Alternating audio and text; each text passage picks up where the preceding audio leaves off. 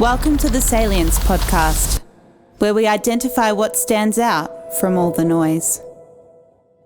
Our guest in this episode of the Salience Podcast is Nick Littlehales, author of the best-selling book, Sleep. When Mike and I were researching the chapter on rest for our book, Resilience by Design, we joked that the sections on sleep and rest were the hardest to write as we put ourselves into induced coma every day. Despite the cunning title of Nick's book, his book is very engaging and provides a number of super practical tips. Nick is much more than an academic author and is the sleep coach to many sport teams and elite athletes.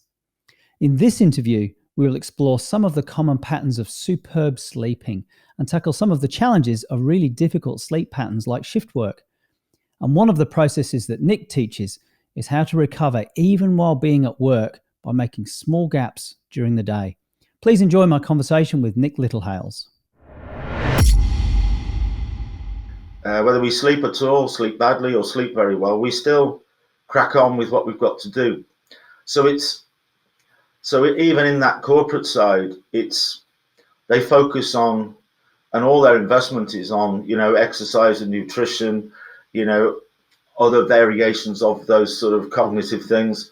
When it comes to what people do away from the workplace, and how well they sleep and recover and how fit they are to be able to be at work, is just something it's on their agenda, but they're not really interested in it.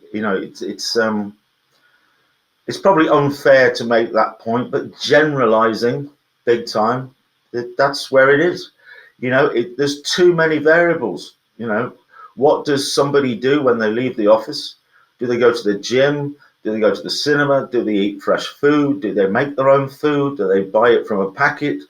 What's their relationship like at home with partners, with wives, with kids?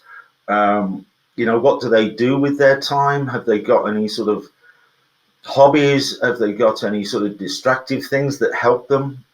And so it's kind of, we'll see you tomorrow. And I think what's been very noticeable is that, most people will, they'll feel the impact of poor recovery. They won't do anything about it. They'll use stimulants, a cold shower, a drink, some food, get outside, go to the gym, caffeine, energy drinks, supplements, whatever it might be to keep them, operational. But it's only when it becomes a really serious problem where they cannot function and everybody around them can see that quite clearly, that they might dip into trying to do something about it. But in general terms, it's isolated solutions, whether it's technological devices or supplements or sleeping tablets or increasing, things like caffeine, or getting a new mattress, getting a new pillow. To actually go to a sleep clinic or even your local GP with the subject, I'm struggling to sleep, just feels wrong, where in every other area with personal trainers and experts and counselors and well-being and mindfulness and meditation and yoga and physios and all that sort of stuff, we're quite happy to jump into those spaces and invest in it to help ourselves. But sleep just doesn't come up in that way because it's not in our DNA. So until it sort of shifts to being the first health pillar rather than something at the end of the list, we're still in that journey of change, to be honest. So I think that's the bit that companies would probably miss, is that it actually is the activity of the individual from the point when they start their day to everything they do throughout their day to the point when they get to that point of the hours allocated to sleep. The brain takes over, it will reveal what it reveals, and the process goes on. So actually, it's not about what that individual is doing, their sleep at home in their beds. It's actually what they're doing in their wake hours. So It's sort of sleep suddenly takes you to a bedroom, a private sanctuary, a comfy bed. Get your 8 hours, put your PJs on, grab a water bottle, get your socks, listen to binaural beats, listen to whales, have candles, have essential oils, have a pre-sleep routine, shut your tech down, wear blue glasses. All of this sort of stuff gets focused on this thing that happens in that individual's home. And they completely misunderstand that it's actually everything they're doing from the point of wake, which challenges that period. So it's kind of when somebody says to me, "Oh, you're an elite sports sleep coach," I say, "Well, yeah, but I wish I could drop that word sleep, because every time I'm in any workshops or doing any projects or anything else, we'll just mention it once, because your perception of it has to change. You have to look at it. We're not making things up. Everybody can check this out." And I think it was a bit like when you mentioned my book. Is a lot of people they sort of read my book and sort of come out with the impression like, I thought I knew. I think I knew all of this. They sort of get to the end of it and go, it kind of sounds like I knew all of this, but I wasn't doing any of it. So maybe that's okay, or maybe that's okay. And maybe I could just make a subtle shift here. Oh, and now I know that. Oh, that's why that happens. And it's sort of like, it's not like you're going to walk out with this amazing new technique that nobody's ever heard of. It's just, you sort of feel like you should have learnt this from your parents, or you should have learnt these things from school, or colleagues and friends. Why hasn't it arrived on your table before? So I think that's, thank you for your kind comments about the book. But I think that's why it sort of had impact, because it sort of leaves you feeling as though, why haven't we talked about this in this way? Never mind all the clinical science and all the other stuff that we hear about all the time. Why haven't we just had these conversations? So that's where the corporate world has to start, is actually having conversations about recovery in the workplace. And it is a little bit individualistic, So success has seen a number of companies putting circadian rhythm lighting into their office spaces or training centers, thinking about where, all sorts of little things that might have an effect, being very aware that all the lighting in the office is actually, all it's doing is manufacturing melatonin. It's making us all feel a bit diminished. So we're all doing our job, but if we just switch that lighting a little bit, then we're all producing serotonin and we're all a little bit happier, a little bit more aware, and being a little bit more functional. So it sort of gets you to start thinking about some of the little practical things that you can do as an individual or within your organization. But the focus should not be on the sleeping period at night for any individual. That's not what they should be focused on.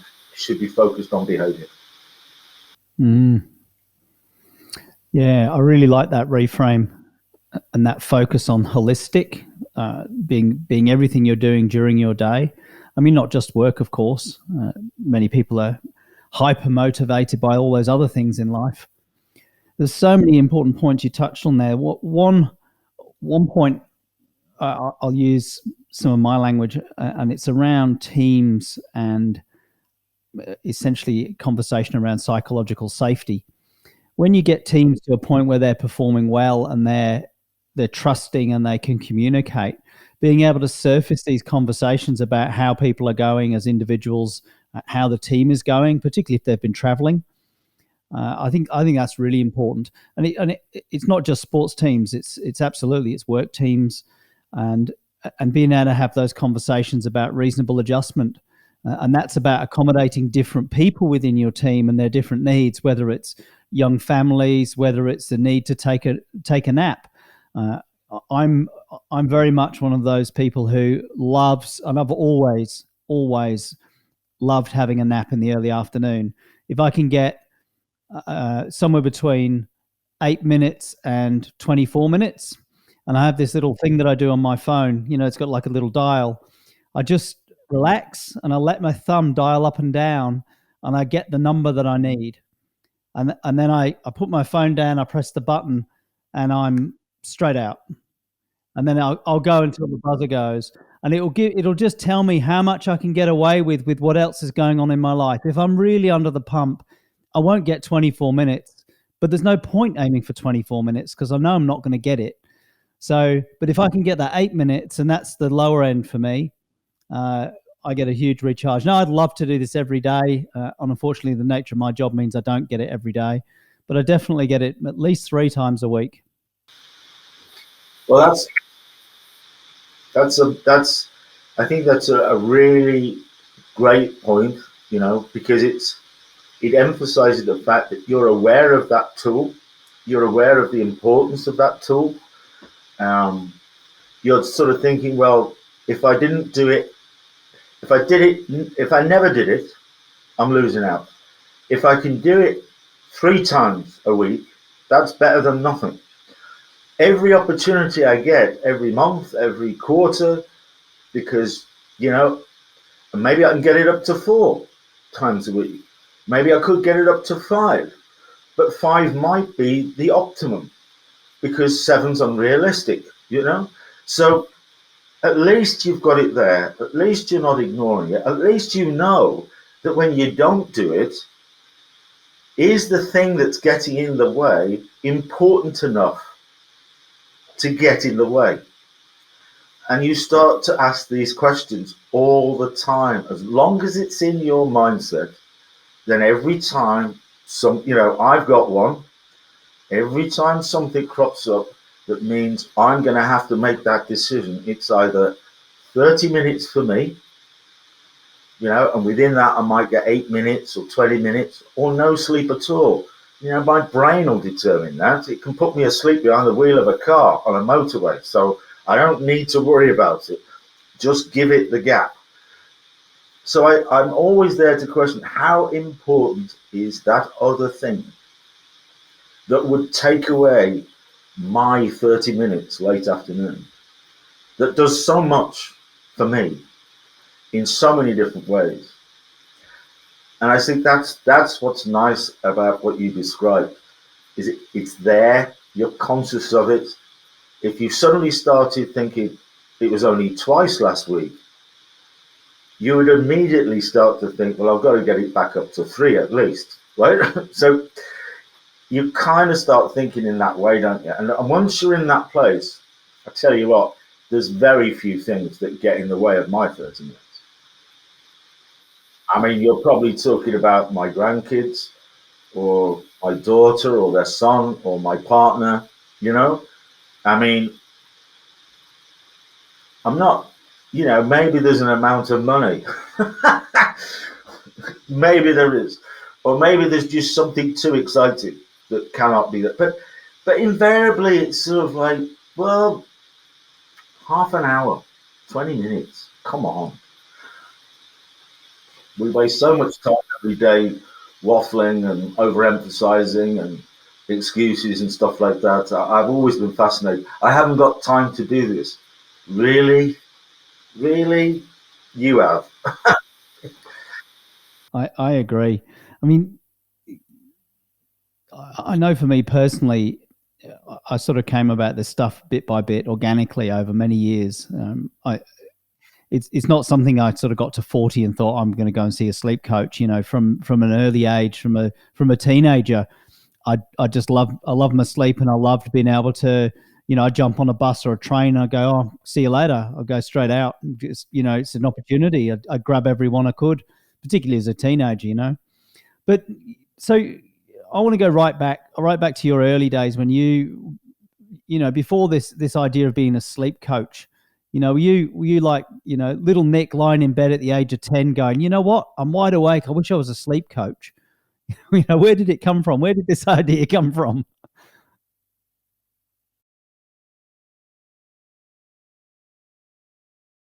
That question a few times, but not in that depth, going right back to them.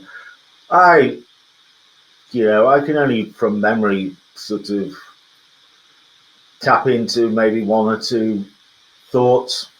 I certainly had no specific career goal in my head. My father was a mechanical engineer. He was working within sort of Formula One because he was inventing things that made engines go quicker and faster and more efficient. And so he ended up in the top flight with Formula One back in the 50s because of his ability to innovate with pistons and spark plugs and engines. I suppose spending all the time in his garage with him because he never switched off. He would bring cars home with cylinders and all sorts of things. We'd be ripping cars apart and he'd be testing things and all sorts of stuff. And then also he'd be coming back with a suitcase because he's been to the 24-hour Le Mans or he's been to Monaco, working in the background on helping the engines work, So, but he was not a sort of everyday mechanic. He was an innovator because he invented a thing called PI, petrol injection, which completely changed how engines operated, which was injecting fuel into the pistons rather than let it dribble in there. It created more power. So I think I spent most of my time around an innovator, a problem solver. It was that make do generation because I'm in my early 60s now. I mean, if you wanted a lawnmower, he would make one. If you wanted something to do something, he would make it or adapt something else. So I think I just spent most of my time around, my father and a particular generation where it was just lots of problem solving. It was lots of innovative stuff going on, very much hands-on sort of stuff. So, but that didn't really, he passed away quite, when I was I was 17. And I hadn't really got any opportunity to get involved with his world outside of what was going on in the garage, to be honest. But I never felt that had too much impact on me. So really, I was not unintelligent, but at school, lessons just bored me. I just reading stuff and repeating by memory was just not my thing, which is what I thought studying was all about. I'll tell you about this, now repeat it. And it's sort of like, there was just nothing creative. I wasn't really an artist or a painter. I used to love woodwork at school because you could create something. So really, I spent most of my time on the sports field, because I just loved sport. And I just couldn't get enough of it. So there were sports at school that nobody would do, that I would do. Like we had pole vault at my, school, but it was basically an aluminium pole into a sandpit. And nobody ever wanted to do that because it wasn't. But I think it was just practice, doing things on the sports field, being outside, the competitive nature of it, the winning and the losing is still a reward. I think I just loved all of that sort of stuff. And that ended, and pretty much I tried most things. I got noticed in a number of things, but never taken on in a sort of professional sense. But I did spend 5 years as an aspiring golf professional. And that was, if I didn't get up and practice at 6 o'clock in the morning, nobody cared. If you hadn't got the motivation to hit thousands of balls every day, do it 7 days a week, try to put everything you can into the job, you wouldn't get paid. So it was a very intense sort of type of sport for a young person way back, in the late 80s, in the early 80s when I was doing it. But I think that sort of shifted me into a place that the golf course I was working at, the golf club I was working at, it was a local golf club. I could walk there and walk back. I could get there early in the morning and practice before we opened up the golf club and the shop. Most of the members were all CEOs, lawyers, professionals, dentists, that retired group who played golf back then, a little bit different today. And, I was a 17-year-old coaching them how to play golf.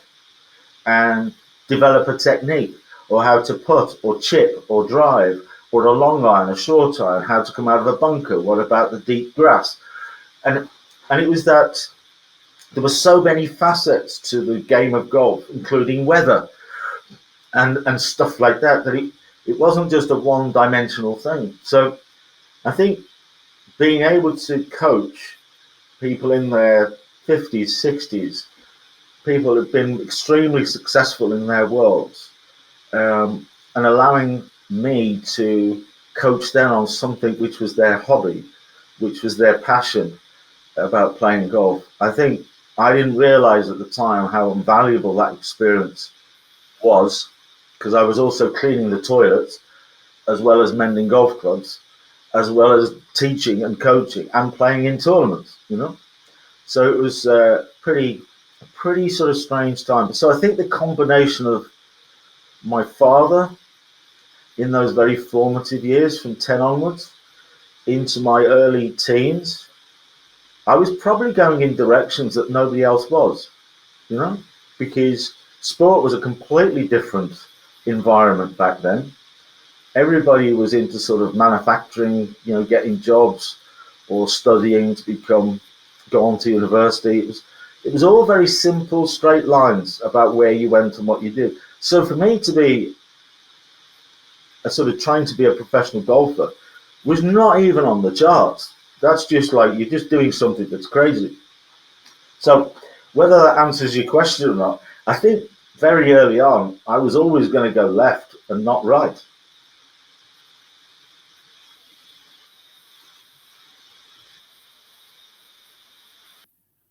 You really picked up this pattern of problem solving, perhaps from your dad, really thinking about the intricacies of all the different facets and putting them all together.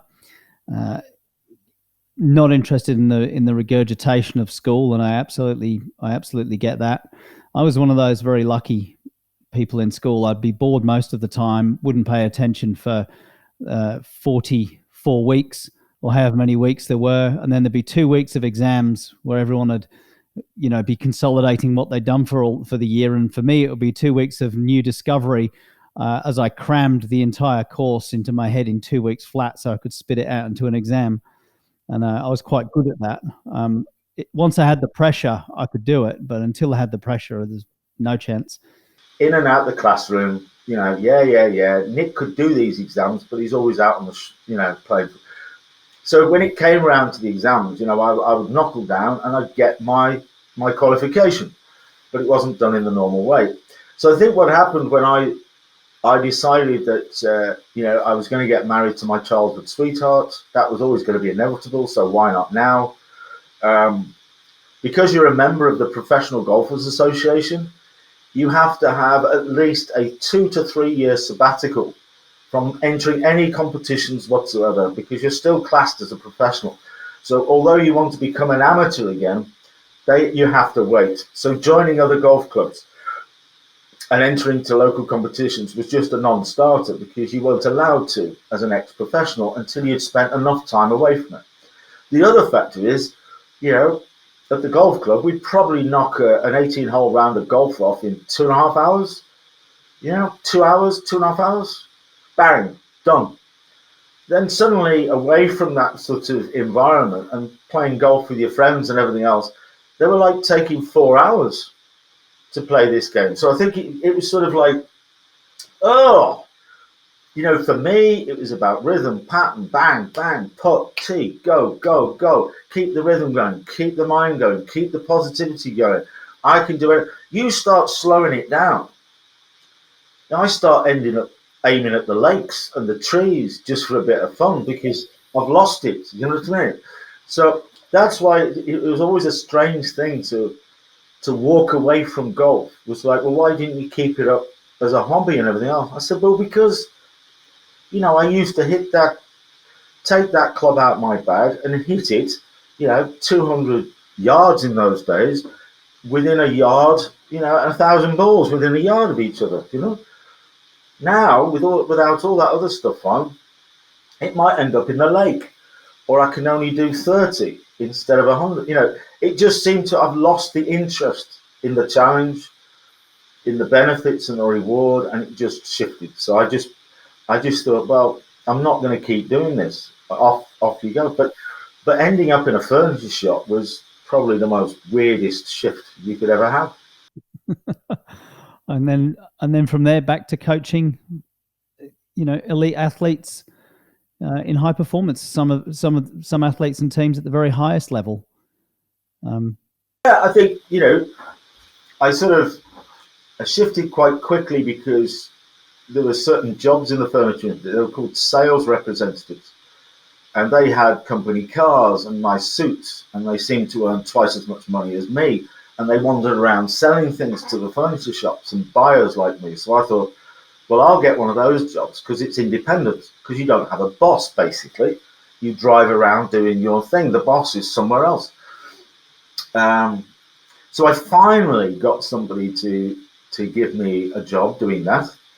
And in a very short space of time, I started challenging how that job was done, because there seemed to be so many things that were sort of out of sync. So they sort of gave me this way to do the job, do so many of this, so many of that, so many of that, report it back here, do this, and this is how the job works. And once I've been doing that for a while, I thought there's an easier and quicker and more successful way to do this. So I'm going to start applying that. So for quite a long period of time, I was getting told off by my bosses that I've not done this, and I've not done that, and I've not done that. And I just went, yeah, but what's the most interesting fact that you want? Is I've doubled the turnover of the patch. And it's more profitable. And we've got more customers. Oh, I see, yeah. So why can't we do it in a slightly different way? So I think all those little things started to come together. And by the time I got to 32, within 4 years, I was the international sales and marketing director of that major company, because they'd shifted me straight through the ranks, because there was lots of things that just didn't sort of make sense to me, but it wasn't making it up for the sake of argument. It was just, why put that over there when you could put it over there? So I think I always had that little bit of a sense of listening to the things that are going to make a difference, rather than listening to things that are to keep things normal. So I think that's why at some point I ended up knocking on the door of elite sport, because if I can find some of those little things inside of that arena, then wow, great. Yeah, really interesting maverick approach. Also, and this is cycling back to some of the stuff I was talking about earlier with that self-calibration. You're acutely aware of the importance of patterns and rhythm. And I think a lot of people aren't.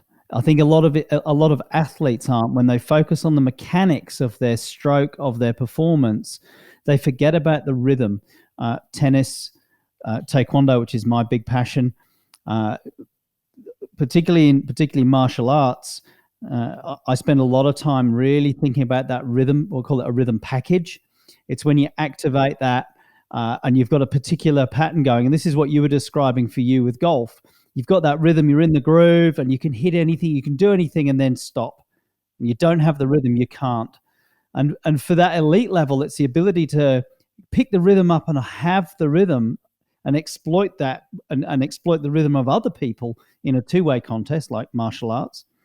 But also then think about the gaps between the rhythm. How do you get micro recovery in 30 seconds or 1 minute? Or if you're between bouts, how do you recover between, you might have an hour to rest? How do you come down enough that you can still come back up and pick up the rhythm package when you need it? So it's really fine-tuning that dynamic across a day, across an hour, across 6 minutes of competition. How do you manage all of that? So I really see a parallel to what you've been saying there about golf to what I coach in combat sports. Well, I can, it's a really good point that, is it about experience or age? Not necessarily, but all your experiences start to come together. And that's one thing. I remember specifically, well, it's happened on a number of occasions in elite sports with certain athletes, but I remember the one particular occasion when I was coaching. It was a good player, a good golfer, could play the game, and we were trying to fine tune it. And as you know, it's sort of like, the start of the movement from the stance. You're holding the golf club, so it's a fixed place, so you're not moving. And then you start to move, and if it's all jerky movements and it doesn't have some rhythm and pattern to it and harmony, then it's all going to go wrong. And it's minute things that either puts it in the water or sends it over there. It's real impact at the right time, in the right place, with swing and rhythm.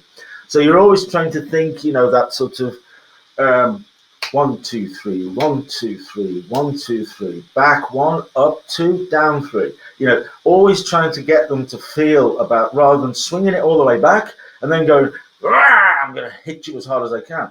It's rhythm, build the power, wind yourself up and release. And I was just, so strangely enough, I just looked at this person and we just couldn't get it. He had quite a good swing. There was rhythm and pattern in there, but it just wasn't, I couldn't get this across to him. Now, to keep it really simple, I just played some music to him one day and said, dance, right? And quite clearly this person had no rhythm, in the sense that we all know is somebody's got some rhythm with music. They can hear the patterns and they can dance, whether it's ballroom, whether it's, they're rapping, whatever it is, you can see that person's got rhythm when they hear music. You can also see somebody who doesn't. They don't hear it. It doesn't translate into that rhythm. So immediately we knew that we had to work on that, right? Not that we can change that specifically, but there's no point trying to get that person to think about that, because they can't hear it. It doesn't make any sense to them. They don't feel it like that. So we need to work on other things that tries to create that sort of rhythm for them in other ways, But it's I jumped in to answer your question, but it is a big one. Whatever you classify rhythm as, whether it's a physical thing or a mental thing, it's really hard to get that into somebody's life. Yeah, it's interesting. I coached a female athlete a few years ago for the Rio Games, and she was a dancer as well as a taekwondo competitor. And when she'd lose her mojo, she'd be flat. She just didn't have a competitive state. We wouldn't go back for her competitive martial arts state. We'd just switch off and go and dance, and just get her into the free flow and movement and pick up the rhythm. And then from there, she could build back into taekwondo, because she's just such a natural dancer, natural flow. So I really get that. I think I want to cycle back to something that I think we're both probably quite passionate about, and I don't have solutions for this. It's something I'm working on, but I'm nowhere near being able to change the sorts of systems that I view as essentially trapping people, smashing people, preventing well-being in workplaces. Health systems are a great example of a combination of culture and rules and policies and shifts. Shift work with frontline mental health or healthcare in emergency departments, as they respond right now. And for me, there's just so little opportunity for rhythm or creativity or individual ways of being. It's almost like we're trying to create machines, those other athletes that you were talking about that could have that discipline, but the sort of maverick like you who perhaps needed rhythm and the idiosyncrasies. I think people that stay with those systems just seem to be very unwell, really struggling with burnout. Have you had any success or got any tips for the rest and recovery phase within those really orchestrated systems? I'm thinking of surgical wards, emergency departments. Have you had any nice systemic changes where you've gone in, you've been able to get something to move at a systems level? There's been a few instances within some elite organisations within sport, Premiership football clubs, Championship clubs, one or two sort of areas where, collectively we've made some shifts in and around not only the players and the athletes, but also about everybody else in the club. So you're going chairman down to the kit man, to the cleaner of the toilets, to the people who make the food, and also beyond that, because within any organisation there's that ripple effect of everybody else who influences that group of people because of partners and friends and colleagues and family and all that sort of stuff. So we really did, go right to the outer edges and work right the way back into the centre of, the core of that company, which was a football team playing football. I had one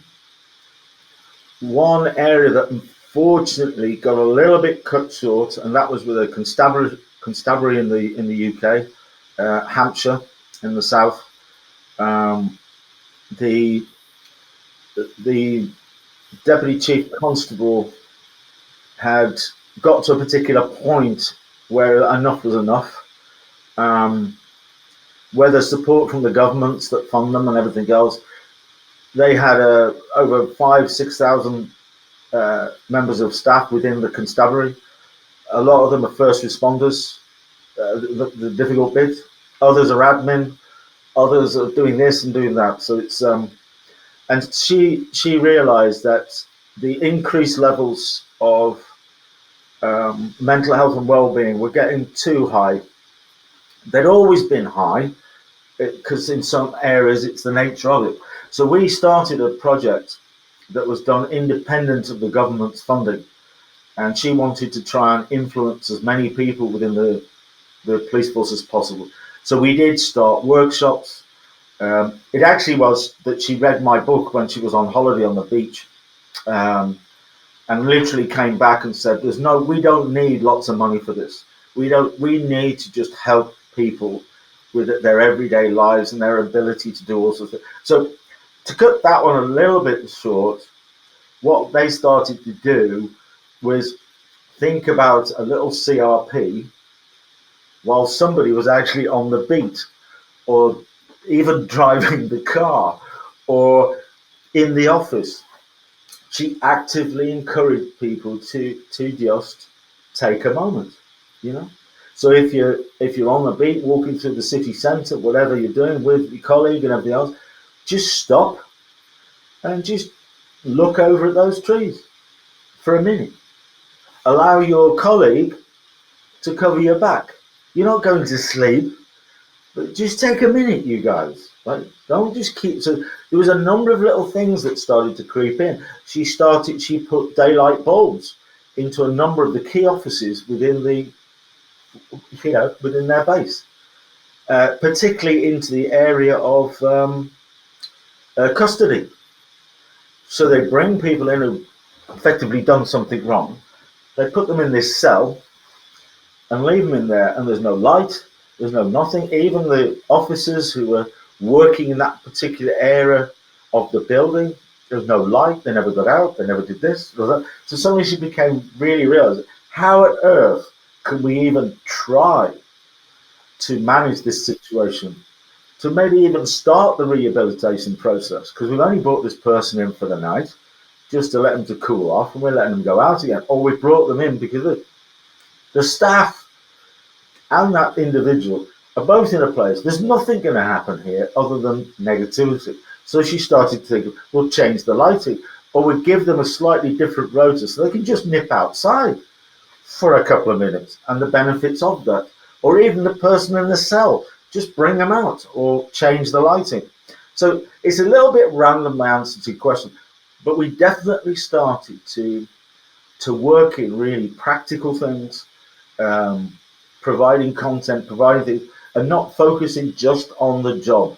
It was focused on that individual, their own personal lives, what did their partners do for a living, if they had children, if they didn't, to try and build a much better picture of maybe that person should not be a first responder.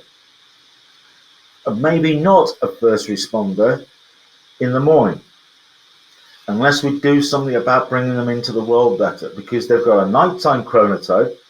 And it is all this sort of, a bit like in sport, is maybe sometimes you win games by giving less fouls away or less penalties away, or you've got more people on the pitch because there's less red cards. Is looking at how can we stop people making mistakes, is not looking at how many goals we need to. So don't focus on the striker, focus on other areas where we can win. So she had that wonderful thing. And I suppose the other one was the head of the graduate surgeon program out in Knoxville in the US, Tennessee, reached out to me, again via the book, to come along and see if we could sort of break some very traditional things about, the medical world and surgery, and this is how we used to do it and all sorts of stuff. And the thing that was worrying him was his own personal, how he felt. He was a transplant surgeon. And all of these graduate surgeons who go through a long period of studying, which ends up with 7 years before they go out. But while they're doing that, they're still being surgeons and working and all that sort of stuff, and they're young people. And people were dropping out after year. I mean, this is after they've done all their normal education. So they're in their early 20s on a 7-year stitch, and they were dropping out at year 2. So, and year 3 and year 4, and even in year 7, once they became qualified, they went into a different profession. There was other things like suicides, burnouts, dropouts, and things like that was on a dramatic increase. And all it basically was that, it just allowed the modern world to continue to develop, continue to create things like social media, like this, like that, and everything else, around something that was very traditional. And so these young people had so many more challenges every day, distractions and all sorts of things that weren't there before.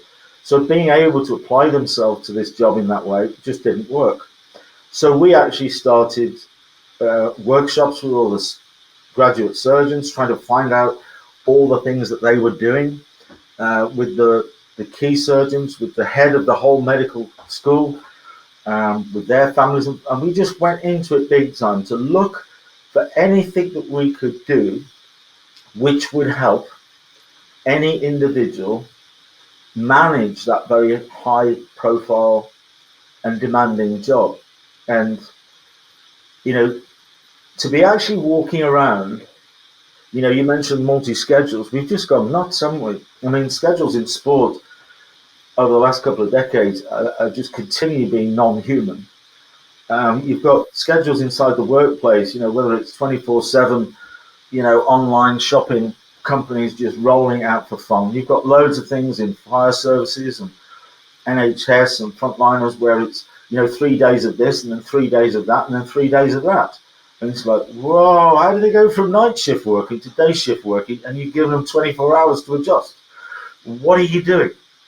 So I think when you roll all of those things together, what we suddenly found is if you've got a transplant surgeon that spends 5 days out of 7 with a pager on their hip, that when it goes off, it means you've got to get into that hospital, get that organ into somebody else's body within a short space of time. So if somebody's passed away, there's one mental place, taking that and put it into somebody who needs it, and you've got to react like that. So in a lot of cases, they couldn't be any more than 20 minutes away from the hospital at any point.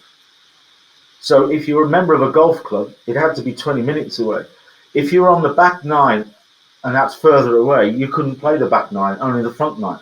There's lots of things about birthday parties and couldn't have a glass of wine. And couldn't. So for a long period of time, right through the whole 24-hour period, this could go off at 3 o'clock in the morning.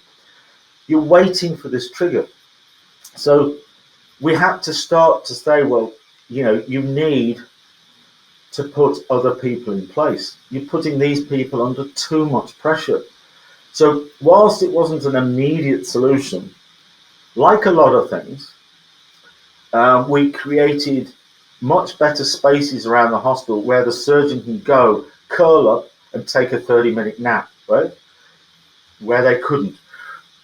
They looked at other areas about actually sort of controlled recovery periods while you're even walking on the corridors of the hospital, right?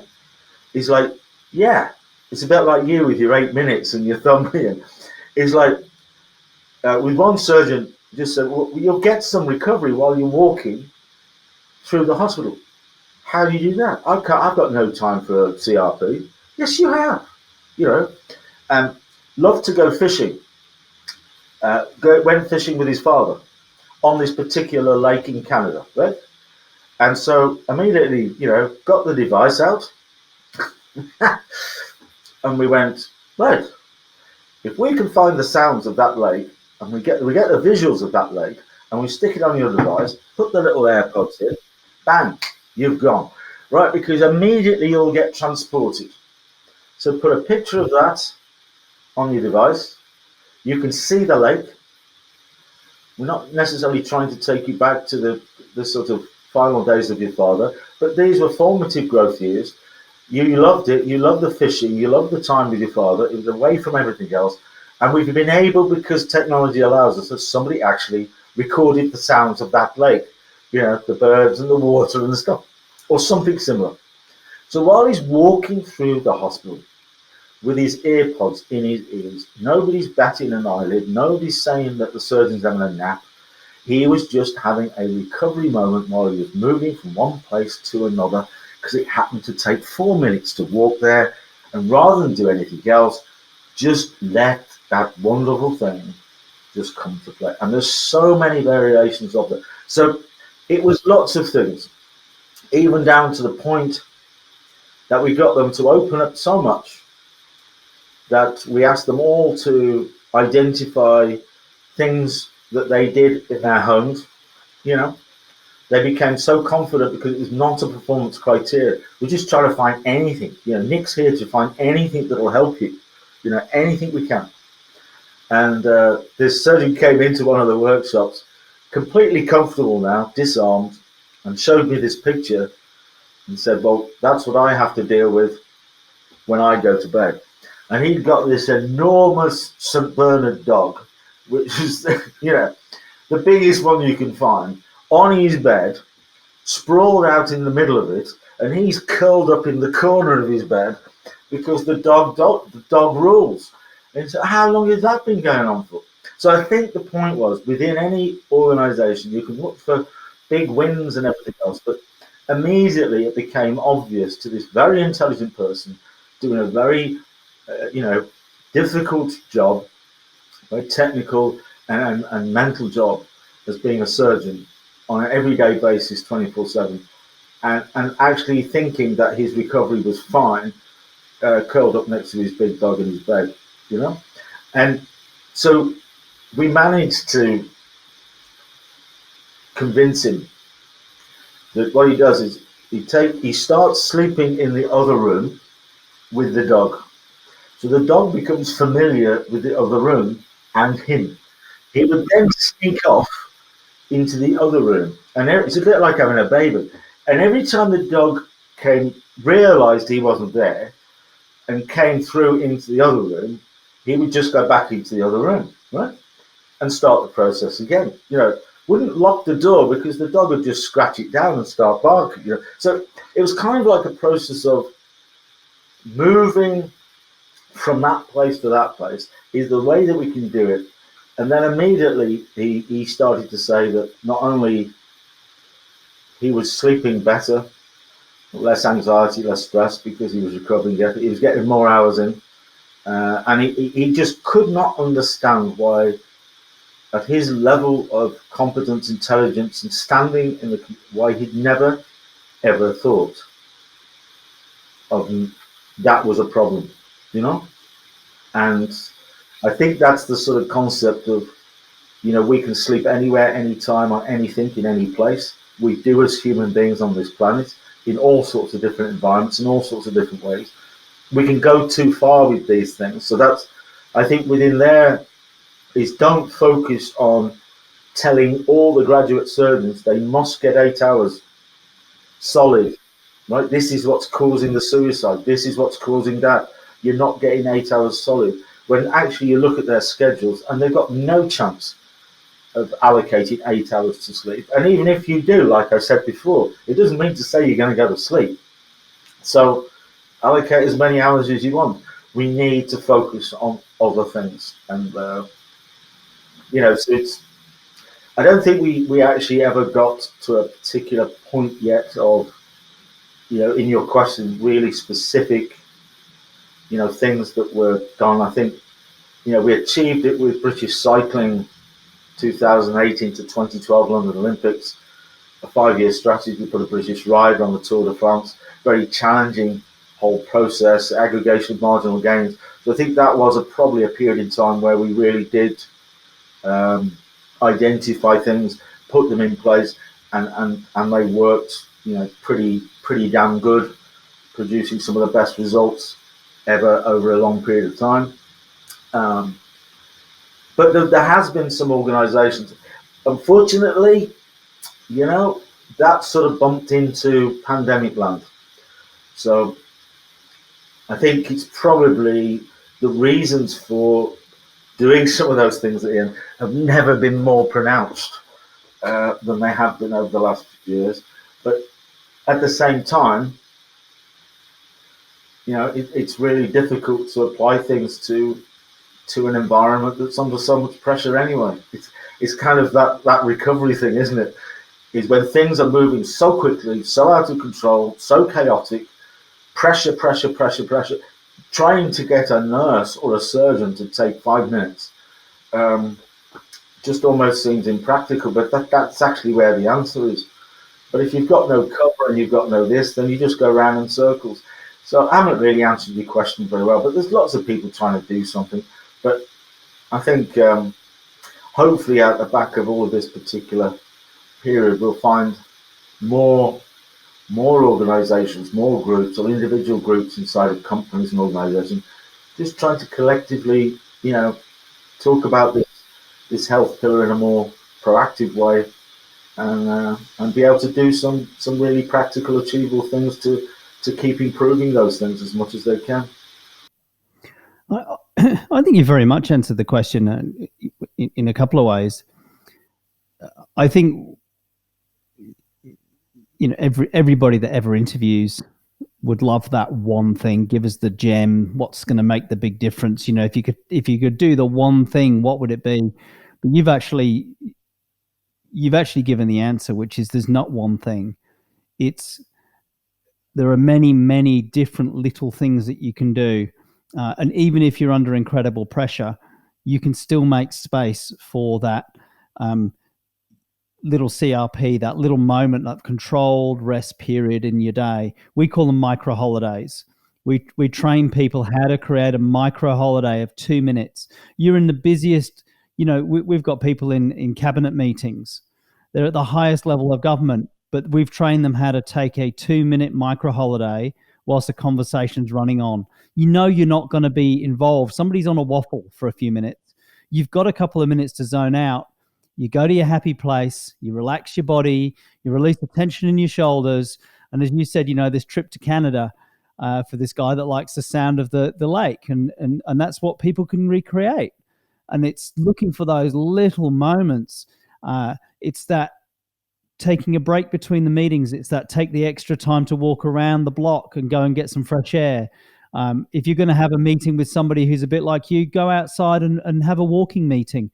And then stop in the park and eat your sandwich. It's all of those things being put together, and I think that's the message I took away. There's not one magic pill solution here. It's about redesigning and looking for the opportunity in the whole of the system. You also said something really, really important as well, and I'll emphasize it here in the interview, and that is that sometimes people just need, in these frontline jobs in particular, they just need more cover, they need more support, they need more staff, and people need to look at what they're doing systemically. Managers and us as taxpayers need to think about how we can support people to do these jobs sustainably. And in many cases, they're just not sustainable jobs. They're not set up to be sustainable. There are not enough people. And that's absolutely true in this response to COVID. Well, I think there's two sides to it, isn't it? It's yes, there's always a demand for more resource or more technology to reduce the resource. There's always a demand there for that. Always has been in my lifetime. Listen, but sometimes it's not just about you need to double the size of the workforce because it just makes everybody's job easier.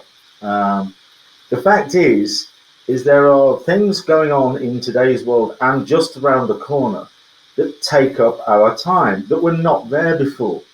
Right? So these types of jobs are demanding anyway. The schedules have always been demanding.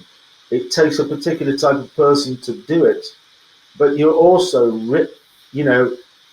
you're ripping away all their little holiday moments that used to be there, pre the mid-90s, before phones, before this, before that. We had lots of little holiday moments because you couldn't do anything else. Sitting on a bus, going home from work, waiting for a taxi, walking home. You just couldn't do anything that wasn't about, you could read a book. You couldn't listen to music.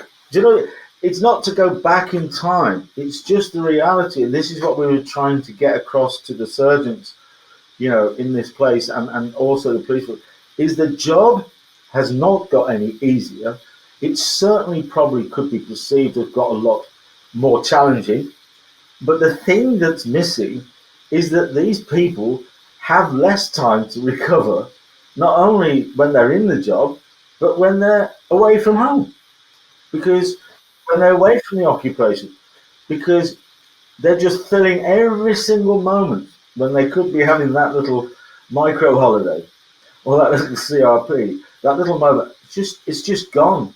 And you've got to try and get them back into somebody's life, because that's the key to that overall success. So it's a combination of, yes, introduce more people to combat that, but also try your level best is to encourage the management of these other recovery infringements that will only get worse.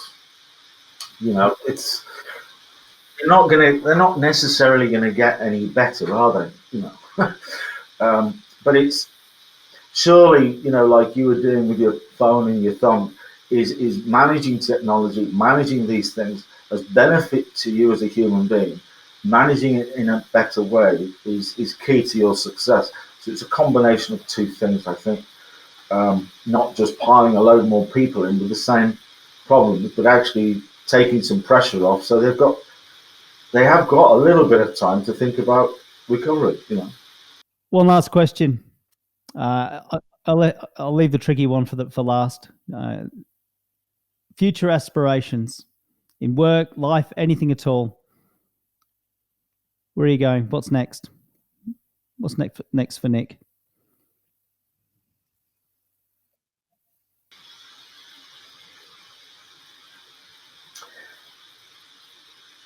There's a number of things that sort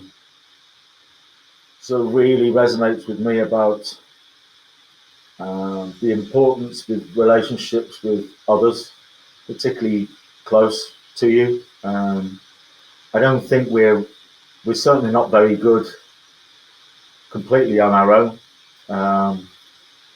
So other humans around you is certainly key. But I think one thing that's for me is to be able to focus as much of my time as possible on living a proactive life that is focused on some of the things that we're all talking about, and that's the sort of fragile nature of the planet and us as human beings. So I don't want that to turn into some big, I'm on a crusade to do all this. But I think I am extremely conscious now of the impact that I have, and that's not going to go away. And I think in every way possible, if I can help influence anything that impacts on our world in any minor way or small way, whether it's through coaching. So I think I would like to keep helping the next generation redefine this subject of sleep, because I think there's, like you're doing, I think they can really start to take those things on further as things become available to them. But I would hope that all the coaching that I might do, I'm certainly not going to retire, because the work I do is fun. It's not work. But I'd like to think that a little bit of the emphasis of the skill sets that I've developed will be a little bit more towards, making the world a little better place. It's I think we're just pushing the boundaries too much. Somebody was saying the other day that it seems like the world is spiraling into the abyss, and I think whether it's politics, this or plastics or vegans or plant-based or mental health and well-being or social behavior or all of that sort of stuff, it's really kind of exciting but also scary at the same point, and I think that's what the challenge is. So I think it's a little bit of I've got 5 grandchildren, probably more on the way. I think that always has a little bit of an impact on your thought process. So I'd like to think that the world will be in a better place than where it is now for their future. So in my own little way, I'll continue to do everything I possibly can to put a smile on somebody's face, to help them achieve their goals. And if I can do anything in the background, I think the one thing we both know, that if you're always talking about circadian rhythms and human recovery and the brain and bodily functions and all that sort of rhythm, which you mentioned earlier, the rhythm, the sun rolls around the planet. There is a rhythm and a harmony in planet, and the sun does not care about us as humans and our behavior. We can do what we like, but that rhythm will continue to create sunrise, midday, sunset in a rolling 24/7 that's got nothing to do with Sunday, Monday, Tuesday, Wednesday, Thursday, Friday, Saturday, or even 24 hours in that sense. And the more you're synchronized with that process, because if it goes away, we won't be here. There's nothing you're going to create that will replace the sun. I don't think. Never say never. But I don't think. So I think the more I can help people, including myself and anybody I come across, to be more synchronized with that wonderful process and the benefits of it, I think by default we'll all be better. So the long answer has come to a short one. I think the more I can focus people on us as human beings and that wonderful circadian process and our relationship and rhythm with it, and the more we can get closer to it, I think the better we all will be, in every sense. What a gorgeous concluding answer. Thank you. We hope you enjoyed this episode of the Salience Podcast. Please leave us a review and subscribe wherever you get your podcasts. You can also subscribe to the Frontline Mind newsletter by visiting our website at frontlinemind.com. Have you got a topic you would like some more salience on? Send us a message on LinkedIn or email team@frontlinemind.com.